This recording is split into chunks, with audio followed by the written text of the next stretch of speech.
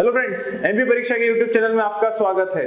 दोस्तों, बात करने जा रहे हैं आज उज्जैन संभाग के एक नए जिले के बारे में जो 2013 में अस्तित्व में आया। इसका नाम है आगर मालवा। मध्य प्रदेश के नक्शे में इसकी स्थिति देखिए दोस्तों, बहुत ही अच्छी जगह है ये एक तरीके से आजू बाजू में जो आपका मध्य प्रदेश दिखेगा और बीच का एक थोड़ा बाल्टी जैसा हिस्सा है, उसमें नीचे के प्याले में है आपका आगर मालवा। राजस्थान से लगा हुआ मालवा, जहां पे राजस्थान और मालवा दोनों ही सभ्यता का मिलन होता है। एक मालवा की एक खड़ी छाप आपको इस क्षेत्र में देखने को मिलेगी और वहीं से कुछ दूर आपको मिलेगा राजस्थान। तो यहाँ के राजस्थान के कुछ जिलों में मालवा दिखता है और मालवा के कुछ जिलों में राजस्थान दिखता है दोस्तों। तो कल्चर के मामले में बहुत बड़ा ही संपन्न क्षेत्र है और खेती बाड़ी यहाँ की सबसे बढ़िया है, उत्तम है। कृषक यहाँ के बड़े ही मजबूत, बलिष्ठ और बहुत ही अच्छे हैं। कई सारे मित्र रहे हैं मेरे आगर मालवा से। मेरे गुरुजी भी जो थे वो आगर मालवा से ही थे। उनका सपना था कि वो खेती बाड़ी करें और वहीं पे अपना कुछ हॉस्टल चालू करके लोगों को यूपीएससी की तैयारी करवाएं। तो बड़े ही अच्छे विचार थे उनके, वो भी फ्री ऑफ कॉस्ट थी। तो सोचिए आपके किस लेवल का उनका एम्बिशन था। तो सबसे पहले बात करते हैं भारत के इस नक्शे में। आप देखते रहिए आगर मालवा को, मध्य प्रदेश के नक्शे में देखिए, आपको क्लियर होगा कि कितना सही जगह इसकी लोकेशन है। राजस्थान के साथ ये सीमा बनाता है, उसके साथ साथ उज्जैन, शाजापुर और राजगढ़ से भी यह लगा हुआ है। शाजापुर से अलग होकर ये अस्तित्व में आया है दोस्तों। आगे बात करें तो इसके क्षेत्रफल की, तो क्षेत्रफल है इसका 2785 वर्ग किलोमीटर। जनसंख्या है यहाँ की 4,80,000। ठीक है, ये अनुमानित है दोस्तों, फिक्स नहीं है। एक अनुमानित के तौर पर इनको अलग किया गया है। आगे बढ़ते हैं। साक्षरता कोई आइडिया नहीं है, लिंगानुपात कोई आइडिया नहीं। क्यों नहीं है? क्योंकि ये 2000 की जनगणना के बाद में अस्तित्व में आया था, नया जिला बना था, इसलिए ये डाटा जो है हम नहीं मानेंगे और ना ही इसके ऊपर बात करेंगे। हम नया डाटा 2021 की जनगणना का इंतजार करेंगे। आप मुझे बताइए कमेंट में कि 2021 की जनगणना शुरू तो हो गई है दोस्तों, ये मैं आपको क्वेश्चन दे रहा हूं, पर उसके अंदर कितने पॉइंट्स बनाए गए, कितने पॉइंट्स के आधार पर वो जनगणना की जा रही है। ठीक है, तो आपको मुझे ये बताना है कि भैया सर उसमें इतने पॉइंट्स हैं, वो पॉइंट्स बताएं, और नहीं पता हो तो उन पॉइंट्स के बारे में पढ़ भी लें दोस्तों। आगे बढ़ते हैं। आगे बात करेंगे यहाँ की तहसीलों के बारे में। तहसील कौन कौन सी है? आगर है, बड़ौद है, सुसनेर है, नलखेड़ा है। ठीक है, बड़ी फेमस तहसील है ये, सुसनेर, नलखेड़ा, बड़ौद और आगर तो खुद अपने आप में प्रसिद्ध है। नलखेड़ा की बात करें तो दोस्तों यहाँ पे बगलामुखी माता का मंदिर है। इस इमेज में देखिए बगलामुखी माता, और बगलामुखी माता जो है बड़ी ही प्रसिद्ध है यहाँ की। बाकी इसके अलावा आप इमेज में ये भी देखिए कि इसकी चारों तहसीलें कहां कहां पर है। इसे आप वीडियो रोक के स्क्रीनशॉट लेके अपने पास में सेव भी कर लीजिए। आगे बात करते हैं दोस्तों, तो कामधेनु गो अभ्यारण्य, विश्व का पहला पालतू पशु हेतु अभ्यारण्य कहां खोला गया? आगर मालवा में। तो कामधेनु गो अभ्यारण्य कहां पर है? आगर मालवा में है। ठीक है, वैसे मालवावासी गायों की बड़ी ही पूजा पाठ और साथ ही साथ में उनका दूध सेवन करना बहुत ही पसंद करते हैं। साथ ही साथ में आप मालवा से ऊपर बढ़ते जाओगे तो फिर आप ब्रज की तरफ ही बढ़ते जाते हो, तो वहां पे गायों की इंपॉर्टेंस और बढ़ जाती है। ठीक है, क्योंकि श्री कृष्ण का क्षेत्र आ जाता है तो ऑटोमेटिकली लोगों का मार्मिक संपर्क हो ही जाता है। आगे बढ़ते हैं। कर्क रेखा इसके दक्षिण से होकर गुजरती, तो कर्क रेखा आगर मालवा के दक्षिण से होकर गुजरती है। गर्मी अच्छी है, इसका मतलब ये है दोस्तों। इसी के साथ साथ मालवा पठार का क्षेत्र राजस्थान से सीमा बनाता है। यह एक मालवा पठार का क्षेत्र है जो कि राजस्थान से लगा हुआ, सटा हुआ, उससे सीमा बनाता है। शाजापुर की एक तहसील मात्र थी और उसके बाद में 16 अगस्त 2013 को नए जिले के रूप में अस्तित्व में आया आपका आगर मालवा। आगर मालवा में जामा मस्जिद की निर्माणाधीन मीनार भी स्थित है दोस्तों, इसके बारे में भी ध्यान रखेंगे। बात करते हैं आगर मालवा में वर्षा की, तो यहाँ पे वर्षा होती है 60 से 75 सेंटीमीटर के बीच में, 75 सेंटीमीटर के बीच में। यहाँ पे ग्रीष्म की बात करें दोस्तों, तो ग्रीष्म जो है सामान्य रहती है, सामान्य ग्रीष्म और सर्दी की बात करें या शीत की बात करें दोस्तों, तो शीत जो है वो भी कैसी रहती है, सामान्य। तो मालवा में आपको ठंडी भी ज्यादा नहीं लगती है और गर्मी भी ज्यादा नहीं लगती है अकॉर्डिंग दूसरे प्लेसों के। इसके अलावा यहाँ की कृषि के ऊपर बात कर लें, तो कृषि के ऊपर बात करें तो यहाँ पे सबसे ज्यादा सोयाबीन, गेहूं, चने, सरसों आदि उगाए जाते हैं। ठीक है, राजस्थान से लगे हुए होने के कारण यहाँ पे थोड़ा सा राजस्थानी छाप वाला भोजन भी आपको देखने को मिलेगा। ठीक है दोस्तों, चलिए आगे बढ़ते हैं। जैसे कृषि की बात करें तो हमें पता ही है कि आगर मालवा कृषि के मामले में बहुत ही अच्छा क्षेत्र है। यहाँ पर जोतों का आकार बहुत अच्छा है, किसान जो है वो संपन्न है, लगभग अत्यधिक संपन्न भी नहीं है बट हाँ अच्छी स्थिति में है राज्य के दूसरे क्षेत्रों के मुकाबले। ठीक है, यहाँ पे उत्पादन जो है वो सोयाबीन का प्राप्त किया जाता है। सोयाबीन आपको पता ही है कि कौन सी फसल है, खरीफ की फसल है। वहीं आपकी गेहूं रबी की, मक्का आप कमेंट में बताएंगे, चना वो भी आप कमेंट में बताएंगे और सरसों ये भी आप मुझे कमेंट में बताएंगे कि ये कब की फसलें हैं। देखिए मैं आपकी ओवरऑल तैयारी कराऊंगा। इकोनॉमिक्स से यही क्वेश्चन आता है दोस्तों कि ये फलाना जो फसल है ये कहाँ पाई जाती है और ये किस मौसम की फसल है। आपका ये कॉन्सेप्ट बहुत अच्छे से क्लियर होना चाहिए कि रबी की कौन सी है, खरीफ की कौन सी है, जायद की कौन सी और नकदी फसलों के अंतर्गत किसको रखा गया है। ठीक है, ओवरऑल एक बात और कह देता हूं मैं, आप कभी सीधे जिलेवार पढ़ रहे हैं कोई इश्यू नहीं है, इसको सिर्फ सुने। ठीक है, इनके छोटे छोटे शॉर्ट नोट्स बना लें। बट आपको कभी एमपी बहुत अच्छे से करना है तो पहले पूरा जो मेजर जो पोर्शन होता है वो कवर करता है, जो इसके मेजर पार्ट्स वाला, जिसमें जैसे कि हमने जलवायु पढ़ी तो पूरा का पूरा जलवायु पढ़ेंगे, प्रदेश के विभाग पढ़े तो पूरे प्रदेश के विभाग पढ़ेंगे। तो ये वाला पोर्शन भी आपको पढ़ना पड़ेगा। उसके लिए परीक्षा पे जाइए, अब भी हाल जाइए और वहां डालिए गौरव पाटिल एमपीजी के परीक्षा, वहां आपको मिल जाऊंगा मैं। पूरे के पूरे वीडियो की सीरीज वहां पे रखी हुई दोस्तों एमपीपीएससी के अकॉर्डिंग, बहुत हेल्पफुल रहेगी। उसको देखिए और फिर वापस से इन वीडियोस को देखिए। आप देखिए आपका जो नॉलेज है वो एकदम ग्रो कर जाएगा। मैं आपको आराम से बोल सकता हूं कि आपके कभी 50 क्वेश्चंस आते हैं व्यापम में किसी एग्जाम में, जीएस में एमपी से, ठीक है, तो नॉर्मली आप उसमें से 40 to 45 मार्क्स स्कोर कर सकते हैं, कभी आपने इसको ढंग से कॉन्सेप्ट क्लियर करते हुए चीजें करी हैं तो। ठीक है, चलिए आगे बढ़ते हैं, बात कर लेते हैं चना। चना आपको भी पता है भैया, चने के लिए हमारा जो विदिशा है और विदिशा के आसपास का जो क्षेत्र है वो बड़ा अग्रणी है। मतलब मालवा पठार में चना बहुत ज्यादा होता है, ये हमें मान लेना चाहिए। ठीक है, इसीलिए तो हम सेव खाना इतना पसंद करते हैं, है ना। सेव नहीं होता हमारे सेव होता है, तो सेव खाना इसलिए तो हम इतना पसंद करते हैं। ठीक है, तो उसी के बाद में सरसों की बात कर ले। देखिए राजस्थान से लगा हुआ एरिया होने के कारण यहाँ पे सरसों की जो खेती है की जाती है। क्यों? क्योंकि प्रभाव भी मायने रखता है। आप अपने पूरे के पूरे जो राजस्थान से पट्टा लगा हुआ है, चाहे वो मंदसौर हो, चाहे नीमच हो, चाहे आपका इधर भिंड मुरैना हो, चाहे आपका गुना हो, यहाँ पे लोग जो है सरसों भी उगाना पसंद करते हैं। क्यों? क्योंकि सरसों का मार्केट भी है राजस्थान और ये खुद क्षेत्र अपने आप में भी। ठीक है, और ये प्राचीन समय से ही सरसों ज्यादा खाते हैं दोस्तों। मूंगफली जो है वो इधर गुजरात और महाराष्ट्र से लगे हुए बेल्ट में मूंगफली ज्यादा पसंद की जाती है।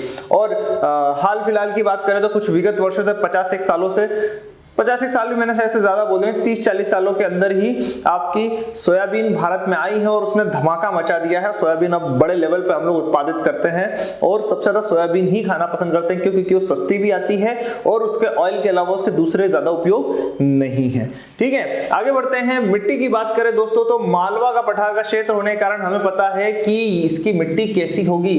काली तो है ही, पर साधारण काली। गाढ़ी काली आपको कहां मिलेगी? निमाड़ क्षेत्र में मिलेगी।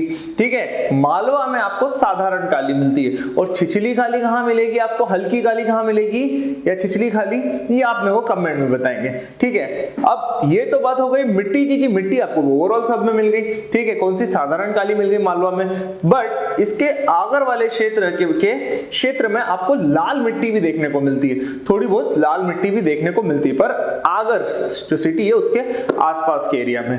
ठीक है, थोड़ा सा इसको इस तरह से ध्यान रखें।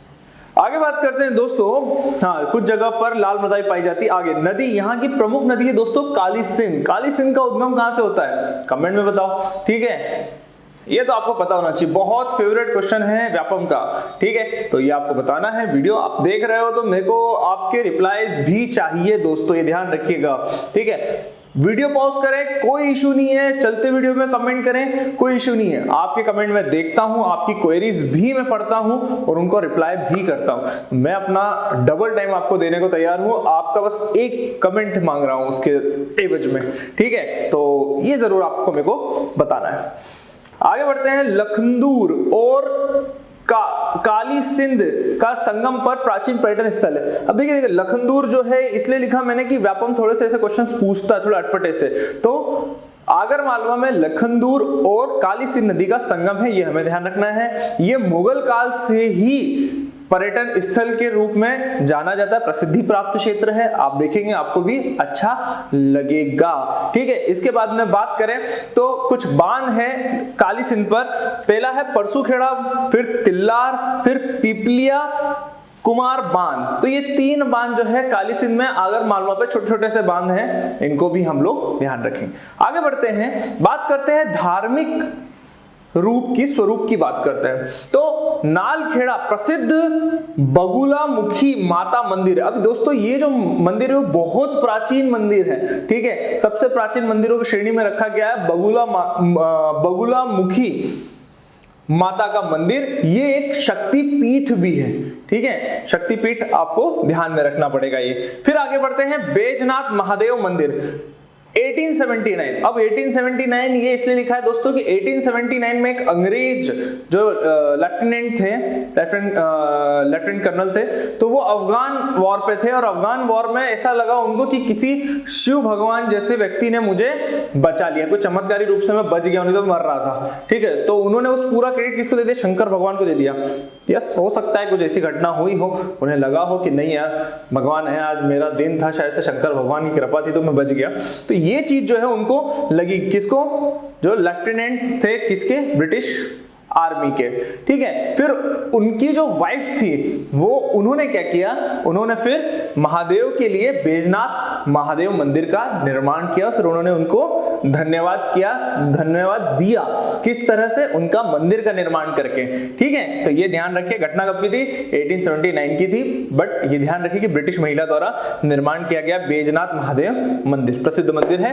आगे बात करेंगे दोस्तों जामा मस्जिद। अब जामा मस्जिद के बारे में तो आपको पता है, बहुत सारी जामा मस्जिद दोस्तों, ध्यान रखिए, मांडव में भी है, ठीक है, फिर भोपाल में भी है, ठीक है, फिर उसके बाद में आपके दिल्ली में भी है। तो घूम फिर गाँव नहीं, यहाँ की दूसरी जामा मस्जिद है, पैगंबर मोहम्मद साहब की याद में इसका निर्माण किया गया है, ठीक है।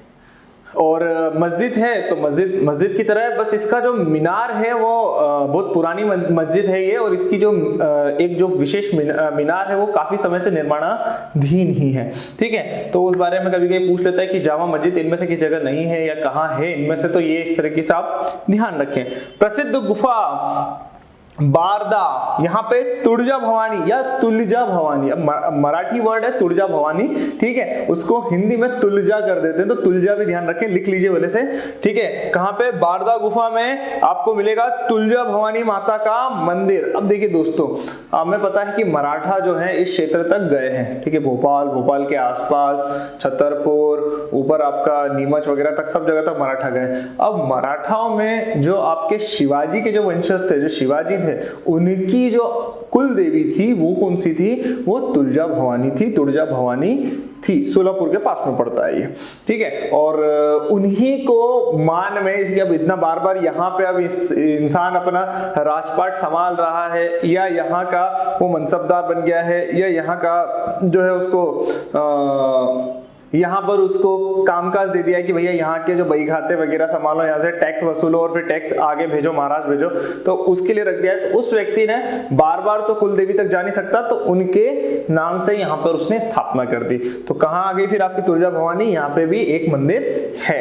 आगे बढ़ते हैं, रानी सती मंदिर, यही प्रसिद्ध मंदिर है, इसको भी ध्यान रखें, ठीक है। तो दोस्तों आगे देखते हैं, 1956 तक यह सिंधा राज्य का क्षेत्र था। 1956 नहीं आएगा दोस्तों, यहाँ पे हम लोग आजादी तक ले लेते हैं, ठीक है। ये हो गया हमारा 1956 47 तक या 1948 तक के एरा में ये क्या था, सिंधिया राजा का एक क्षेत्र था।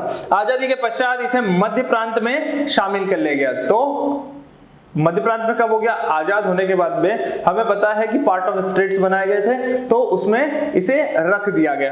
फिर वहां से आप आगे बढ़ेंगे तो 1956 में, यहां की बात थी, 1956 में फिर मध्य प्रांत को खत्म करके क्या बना दिया गया, आपका मध्य प्रदेश बना दिया गया। मध्य प्रदेश बनाया गया तो फिर ये आपके शाजापुर की एक तहसील हो गया, ठीक है। फिर उसके बाद में आगे बढ़ेंगे तो 2013 में इसने जिले का स्वरूप ले लिया। तारीख क्या थी, 16 अगस्त 2013 को जो है आपका आगर मालवा नया जिला बनके सामने आया। ठीक है दोस्तों, चलिए एक बार क्विक रिवीजन कर लीजिए सारी चीजों का, फिर उसके बाद में हम करेंगे कुछ क्वेश्चंस जिसके देखते हैं आपको कितना स्कोर मिलता है। ठीक है, तो चलिए स्टार्ट करते हैं आज का क्वेश्चन सेशन। दोस्तों आपके लिए फर्स्ट क्वेश्चन है, आगर मालवा किस जिले की तहसील था। ठीक है, किस जिले की तहसील था, राजगढ़, शाजापुर, उज्जैन या रतलाम। सही आंसर क्या है दोस्तों, इसमें स्क्रीन पे आपको क्वेश्चन दिख रहा है, इसका सही आंसर है शाजापुर। आगे बढ़ते हैं, आगर मालवा की सीमा किस जिले से नहीं लगी है, राजगढ़ से, शाजापुर से, मंदसौर से कि उज्जैन से। बताएं दोस्तों किससे इसकी सीमा नहीं लगी है। तो दोस्तों इसकी सीमा किससे नहीं लगी है, मंदसौर से नहीं लगी है। आगे बढ़ते हैं, कामधेनु गो अभयारण्य सालरिया, आगर, सुसनेर, बड़ौद कहां पर है, सालरिया में है। ठीक है, विश्व का प्रथम। आगे बढ़ते हैं, नेक्स्ट क्वेश्चन है दोस्तों, मोती सागर तालाब स्थित है आगर मालवा में, सुसनेर में, नलखेड़ा में या ताखला गांव में। तो इसका सही आंसर है दोस्तों आगर में। आगर में ही स्थित है आपका मोती सागर बांध। ठीक है, आगे बढ़ते हैं दोस्तों, अगला है, आगर का बैजनाथ मंदिर बनाया है मुगलों ने, राजपूतों ने, ब्रिटिश ने या मारवाड़ियों ने। बताएं। ब्रिटिश महिला ब्रिटिश ही थी तो ब्रिटिश आएगा। ठीक है, आगर मालवा किस रियासत का क्षेत्र था, मराठा, राजपूत, सिंधिया, होलकर। सिंधिया। ठीक है, आगे बढ़ते हैं, नलखेड़ा प्रसिद्ध है गोपाल मंदिर के लिए, आवरी माता मंदिर के लिए, जोगणिया माता मंदिर के लिए या बगुलामुखी माता मंदिर के लिए। तो दोस्तों आपको पता ही है यहाँ शक्तिपीठ है, तो ये कौन सी माता है, बगुलामुखी माता है। बड़ा फेमस मंदिर है दोस्तों, इसकी इमेज भी ध्यान रखिएगा, इस मंदिर को भी ध्यान रखिएगा। आगे बढ़ते हैं, आगर मालवा की तहसील नहीं है दोस्तों, कौन सी नहीं है, बड़ौद, सुसनेर, नलखेड़ा या बड़ौदिया। तो बड़ौदिया जो है ये आगर मालवा की तहसील नहीं है। ठीक है दोस्तों, ठीक है दोस्तों, इसको ध्यान में रखें। आगे बढ़ते हैं, आगर जिले की सीमा किस राज्य से लगी हुई है, उत्तर प्रदेश, गुजरात, राजस्थान या इनमें से कोई नहीं। हमने वित्तीय बात करी तो किससे लगी हुई है, राजस्थान से लगी हुई है।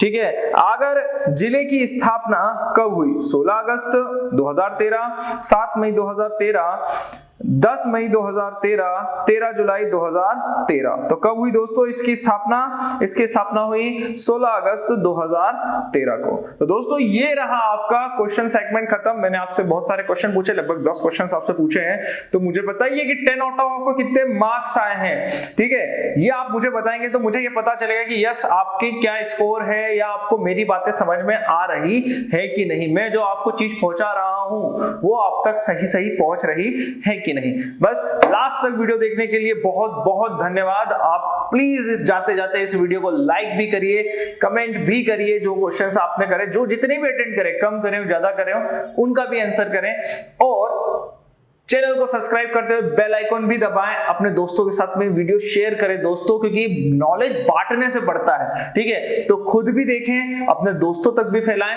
ताकि ये जो चीज है वो बढ़े, और बढ़ेगी तो बहुत सारी क्वेरीज आएंगी और बहुत सारे क्वेश्चंस आएंगे, तो ऑटोमेटिकली आप सब लोग, आप, मैं, आपके फ्रेंड सब जद्दोजहद करेंगे कि इन क्वेश्चंस को सॉल्व करना है। और जब इनमें हम पूरी तरह से पारंगत हो जाएंगे तो व्यापम भी हमें नहीं रोक पाएगी। तो दोस्तों 2021 जो है वैकेंसी ईयर है, और वैकेंसी अब बहुत आने वाली है, क्योंकि बहुत बड़ी मंदी का हमने सामना किया है। तो अब हमको चाहिए जल्दी से बंदी, ठीक है। तो ये बंदा नोट चाहिए हमें, फटाफट पैसे कमाने हैं, ठीक है। तो बस लग जाइए। तो ऑल द वेरी बेस्ट, आज के लिए इतना ही। जय हिंद, जय भारत। दोस्तों ऐसी और वीडियोस के लिए अभी सब्सक्राइब कीजिए MP परीक्षा चैनल को और बेल आइकन दबाना ना भूलें। और अगर आप किसी भी एग्ज़ाम की तैयारी कर रहे हैं तो अभी डाउनलोड करें परीक्षा ऐप।